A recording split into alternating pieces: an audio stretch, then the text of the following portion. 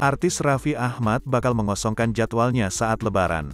Pasalnya, ayah dua anak ini telah merencanakan akan mudik ke kampung halamannya di Bandung.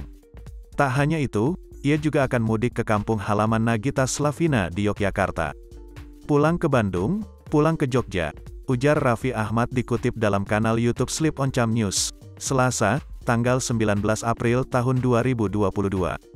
Suami Nagita Slavina ini harus bisa membagi waktu untuk dua keluarga besarnya.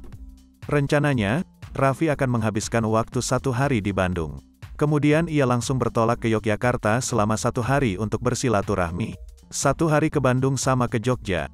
Jadi Bandung keluarga aku, Jogja keluarga Nagita, ujar Raffi Ahmad.